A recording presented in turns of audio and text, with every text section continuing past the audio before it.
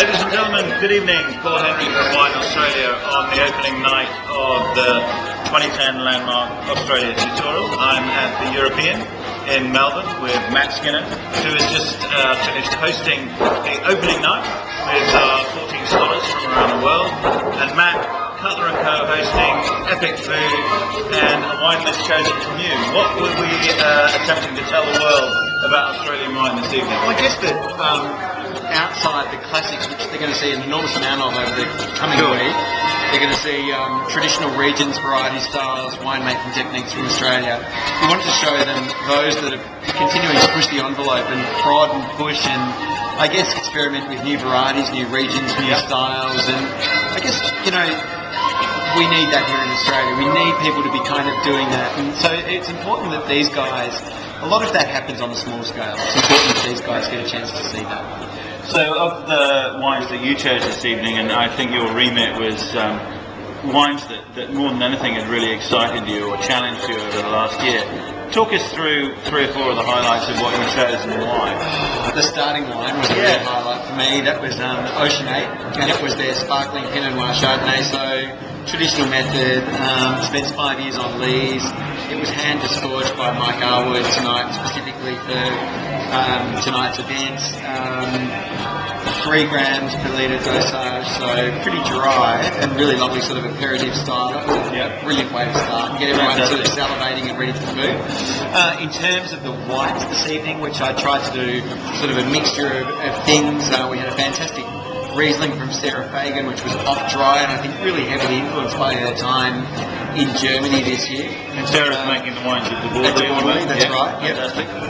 There was a fantastic white from Steve Panelon, which is his Pronto Bianco. So sort of 45% Sauv Blanc, 40% Riesling, the remainder being Pinot Gris. Really lovely textural sort of white.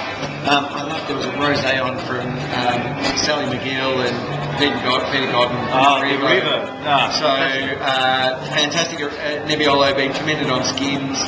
Spent 4 months on lees with kind of a little bit of the finished red wine back blended into the wine to give more structure and depth. And I thought that was a standout. It was a really phenomenal kind of wine from the first bracket. And then we got onto the reds, which were crackers. And we looked at a natural wine from Bill Downey tonight. So we all know that Bill can make some fantastic Pinot.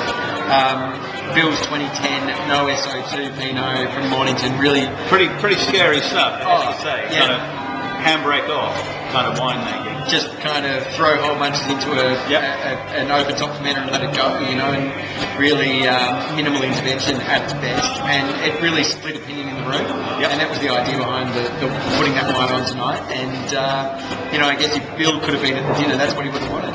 For sure. And then we moved on and saw a terrific wine from Chalmers, which was their fantastic Nero d'Avola, which taken from basically the desert, up just sort of north of Mildura and near Robinvale in Houston. Fantastic wine and lots of lovely fruit and sort of soft, easy drinking sort of style. If you're familiar with those wines from Sicily, a really good example from Australia. And it's interesting because those kind of naturally drought-resistant warm climates, they really need to have a future in Australia, or rather, Australia needs those styles of wines. There's no doubt, and I think Bruce Chalmers has been instrumental in really pioneering those varieties. I mean, Chalmers brought in, the better part of sort of 70 or 80 of those varieties into Australia, sort of really to experiment with how they would go and how they would, particularly in a water-starved climate. And that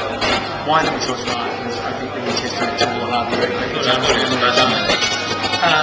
the other one that I really loved tonight, which I was a big standout, was Freeman's Rondinella Corvina, which is a terrific story. Brian Freeman, obviously, former professor of wine from Charles Sturt University in Wagga. It's a Rondinella Corvina blend, so it's sort of a homage to the wines of the northeast of Italy. Made in a kind of an Amarone style, so part of the grapes are air dried and then re-fermented over fresh juice, and you get this wonderful sort of Amarone kind of style wine. The dried grape component is dried in a solar-powered clean dehydrator that's owned by his neighbour. Technology in Australia, perfect tandem. Exactly, and then the wine's matured at the vineyard for 2 years and bottled before it's released into the public. look, that was the 2005 Resource Night. Rodney Queen Secco, and it was phenomenal. So lots of change, lots of challenging expectation.